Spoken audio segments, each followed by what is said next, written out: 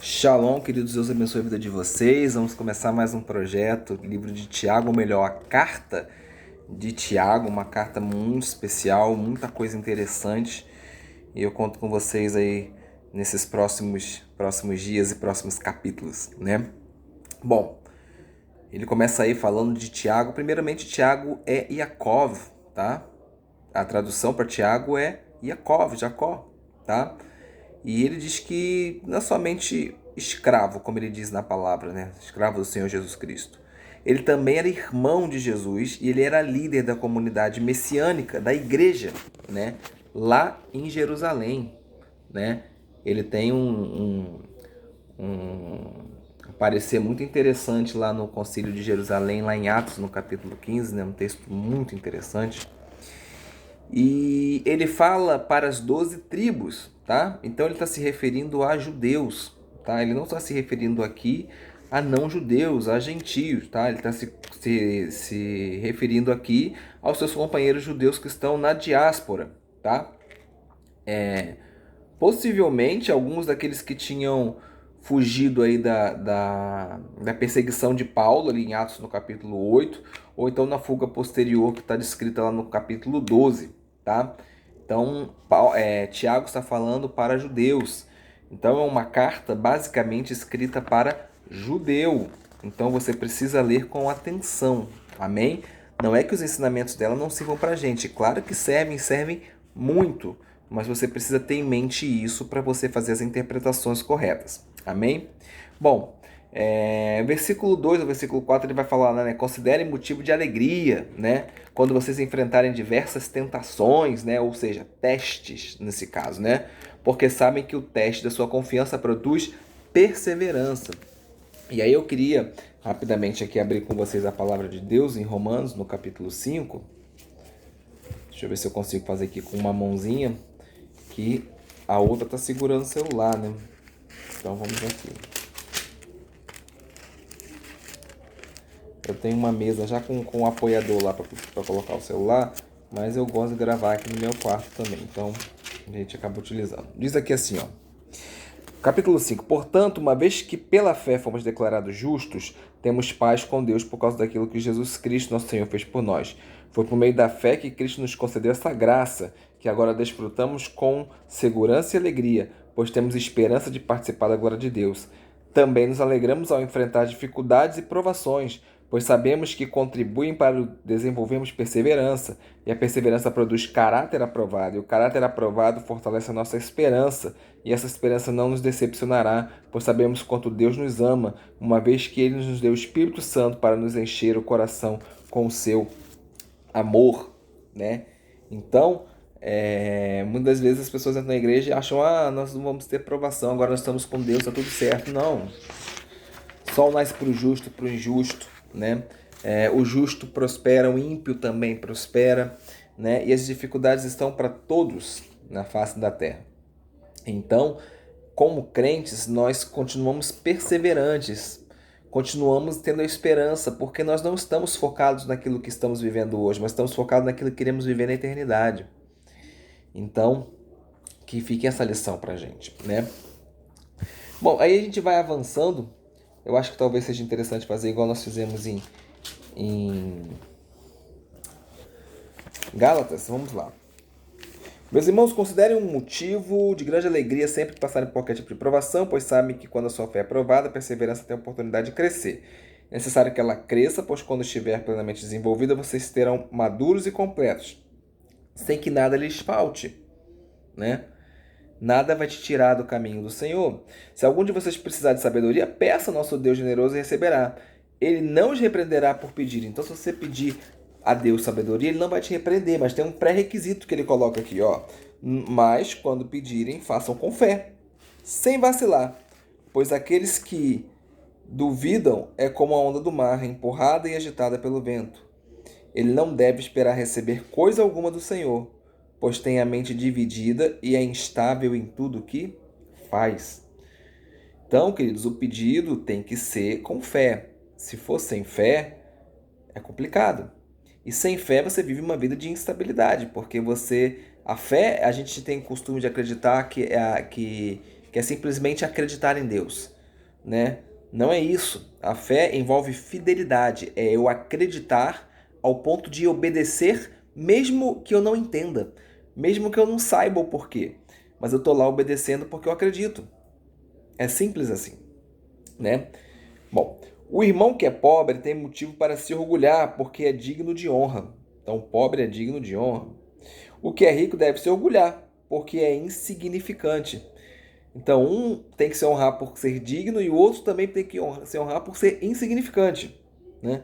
Ele murchará como uma pequena flor do campo, o sol quente se levanta e a grama seca e a flor perde o viço e cai e a sua beleza desaparece. Da mesma forma, murchará o rico com todas as suas realizações. Afinal de contas, por mais que você seja rico nessa terra, quando você estiver diante do Senhor, nada disso importa. Se você é rico, se você é pobre, importará as suas obras, sim. Se você utilizou desses recursos que você tinha para ajudar aquele que estava próximo de você, para fazer a diferença por amor e não por obrigação. E quando ele fala aqui do vento, né, o vento quente, a gente chama de charave. Charave é um vento quente, seco que sopra ali em Israel, vindo do deserto, mais da área oriental, tá? Normalmente na primavera, apesar de poder ir no outono também, né? Então a tradução aqui, se for utilizar a cultura judaica, né, o sol se levanta com o charav, tá? E esse clima, ele é tão complicado que é semelhante àquele clima que fez Jonas desfalecer e desejar morrer, lá em Jonas, no capítulo 4 no versículo 8, tá? Você pode também fazer uma comparação com Isaías 47, né? Seca a erva e caem as flores, soprando nelas o hálito do Senhor. E ainda temos o Salmo 102, no versículo 4 e no versículo 11. Seguindo nossa leitura. Feliz é aquele que suporta com paciência as provações e tentações, porque depois receberá a coroa da vida que Deus prometeu àqueles que amam. E quando vocês forem tentados, não digam essa tentação vem de Deus, pois Deus nunca é tentado a fazer o mal. Ele mesmo nunca tenta alguém. A tentação vem dos nossos próprios desejos que nos seduzem e nos arrastam, né? Então, a gente precisa entender o seguinte: Satanás tenta, tá? Satanás tentou Jesus, né? No sentido de testar, tá bom, gente? A tentação nada mais é do que um teste, no sentido de teste, né? Então passa aquela mulher bonita na rua, começa a te dar confiança e você é casado. É um teste para você, para saber se você é fiel à sua esposa. Se você cair na tentação, você falha no teste, né? Satanás tentou Jó, tentou o próprio Jesus, né?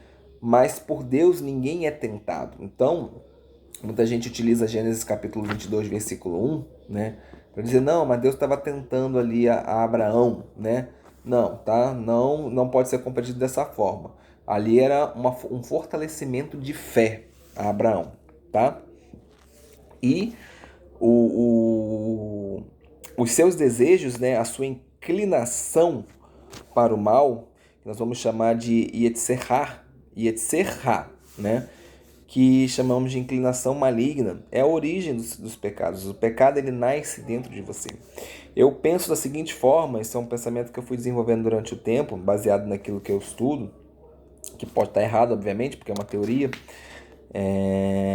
mas eu acredito que o pecado, ele nasce dentro da nossa mente, ou por agentes externos à nossa mente que estão conectados à nossa mente.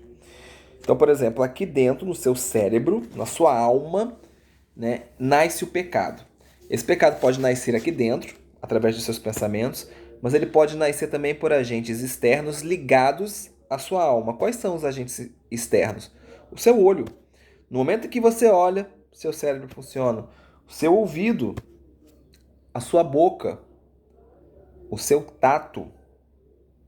Quando eu era menino, confesso esse pecado diante de vocês, quando eu era menino e ia pra show, a minha mão ficava soltinha, porque eu passava no meio da confusão, no meio das meninas, e eu ia tocando as meninas com a minha mão. Então, pecado, completamente errado.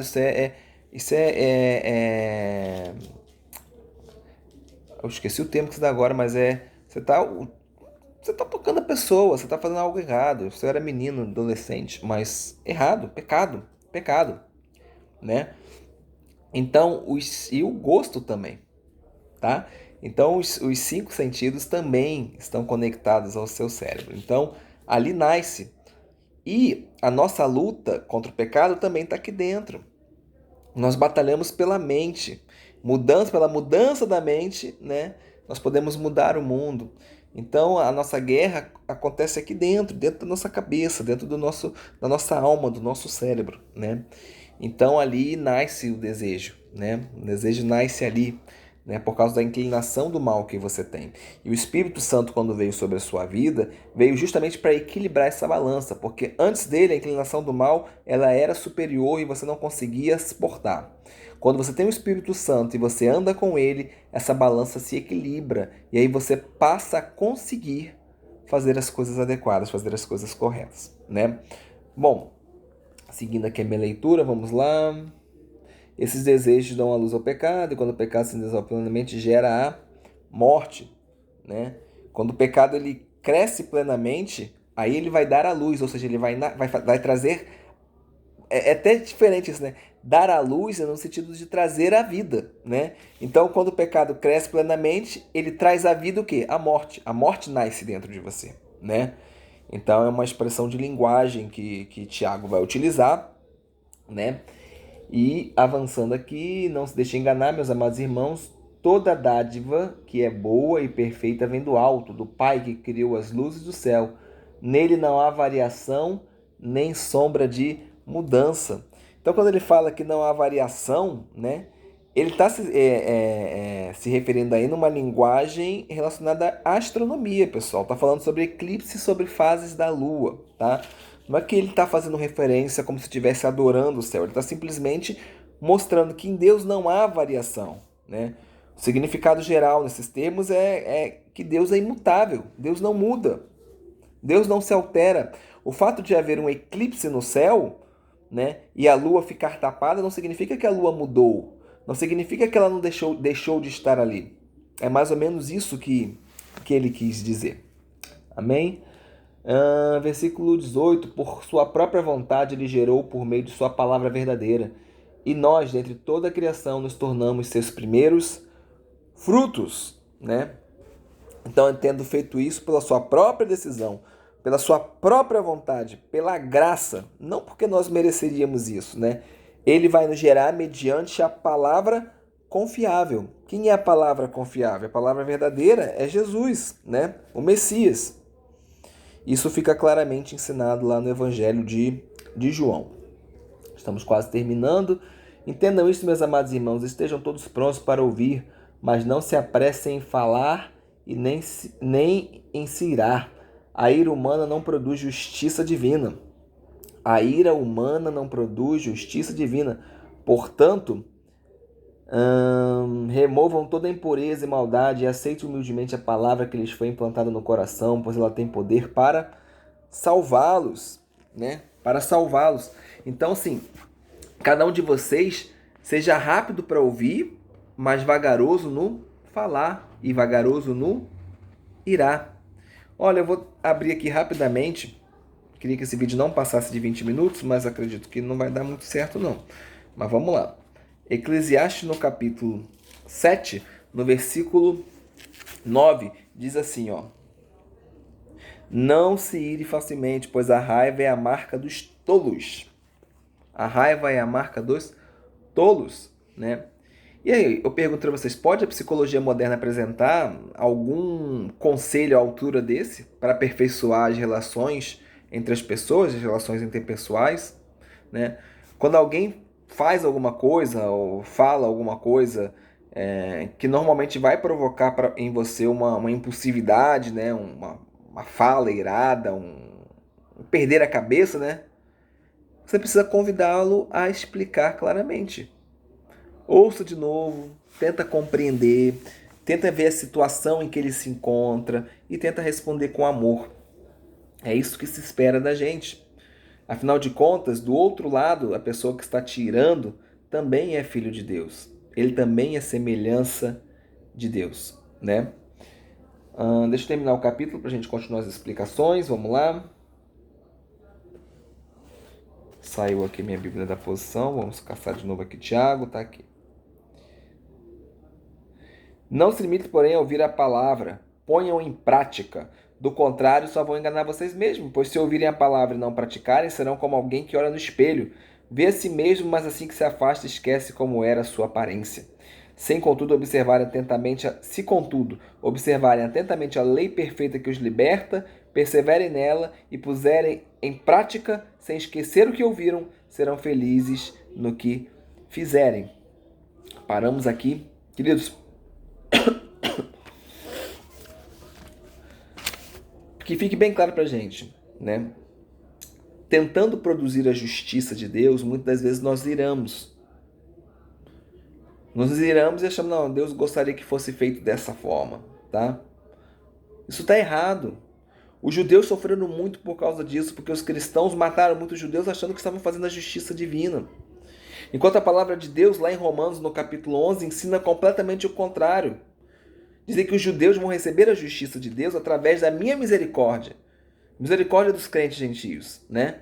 E não por causa da nossa ira. E através da humildade e não da nossa arrogância. As coisas de Deus são ao contrário. A gente executa a justiça de Deus muitas das vezes nos humilhando. Muitas vezes a gente tenta alertar o nosso irmão dos seus caminhos, ele não quer, a gente às vezes se humilha diante deles. Eu sei que muitas vezes é difícil pra gente, mas é o caminho. Tendo recebido o novo nascimento através da palavra de Deus, devemos o quê? Acolher essa palavra no nosso coração. Devemos o quê? Praticar. A verdadeira religião, como ele vai explicar, não envolve simplesmente eu ser ouvinte, tô aqui ouvindo isso, não. Eu preciso praticar, né? A epístola inteira, a carta inteira de Tiago vai enfatizar a obra acima da fé, no sentido de que a fé é exercida através da obra. A ação acima da minha profissão, né? Isso é uma abordagem judaica comum em relação à religião moral e em relação à religião e à vida, tá? E muito importante você entender que nessa época o Novo Testamento ainda não existia, estava sendo escrito. Quando ele fala aqui claramente pra gente aqui, ó, olha aqui, ó. Contudo, se observarem atentamente a lei perfeita que os liberta, perseverarem nela e puserem em prática sem esquecer o que ouviram. O que era pregado na época era o Antigo Testamento, gente. Não era o Novo Testamento, ele estava sendo construído, né? E aí ele fala sobre o espelho, né? O espelho, gente, entenda o seguinte, quando você olha diante do espelho de Deus, você tem que ver um homem imperfeito. Cheio de defeitos, cheio de falha, cheio de tudo isso. E aí o que você faz quando você está com o cabelo despenteado na frente do espelho? Quando você, por exemplo, mulher está com a maquiagem equivocada, você vai fazer o quê? Vai ajeitar, vai corrigir. Essa é a metáfora que está sendo explicada aqui, né? Então, o espelho ele reflete a condição desarrumada nossa, né? Pecaminosa. O verdadeiro trabalho da lei, o verdadeiro trabalho da Torá é mostrar às pessoas o quão pecadores elas são.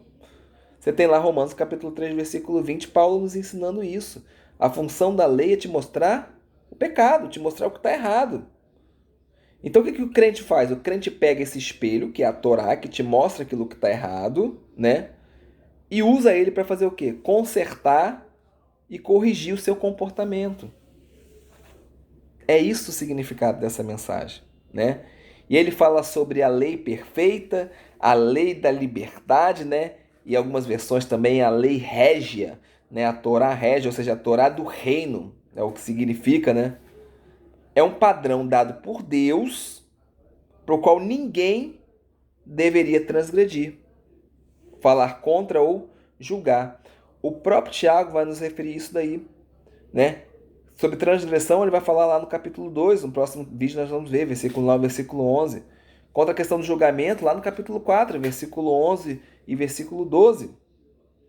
A Torá perfeita, segundo Yeriel Lichtenstein, né, comentarista, ele vai dizer assim, ó, o Messias no capítulo Mateus capítulo 5, versículo 17, o Messias aperfeiçoou a lei, já que o Senhor disse que ele veio para tornar completa a lei. Eu vim para complementar. Torá da liberdade, e ele vai continuar. Isso significa que o crente de Jesus não mais serve a Deus como um servo pelo medo, mas como um filho servindo seu pai, pelo amor. O Espírito do Messias o libertou e lhe deu um novo espírito. Isso é muito importante. A Torá perfeita ou completa, então, a Torá perfeita vai incluir também quem? O Novo Testamento. Tá aqui, ó. Esta é a Torá perfeita. Esta aqui, tudo que está escrito aqui, são ensinamentos da parte de Deus. Torá significa ensinamento. Dentro dessa estrutura perfeita da Torá, os judeus continuam obedecendo os mandamentos lá do Sinai, né?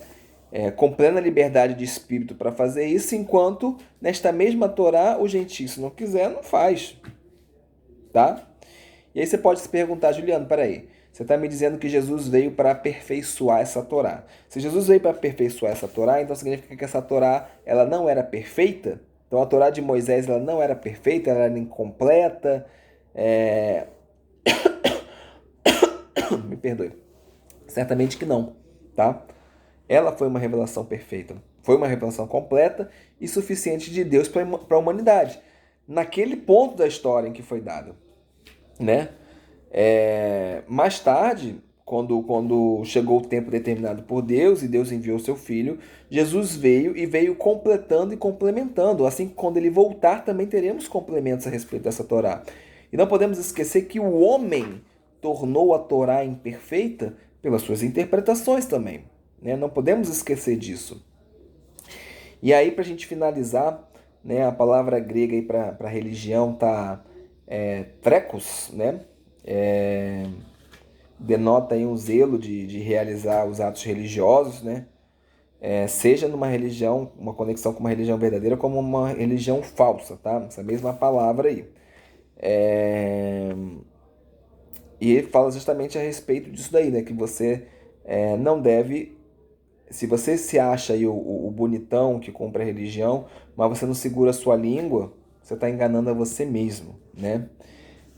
E aí o versículo 27, para a gente finalizar, o último versículo já, diz assim, ó: a religião pura e verdadeira aos olhos de Deus, o Pai, é esta: cuidar de órfãos, das viúvas e das suas dificuldades, não se deixar corromper pelo mundo, tá?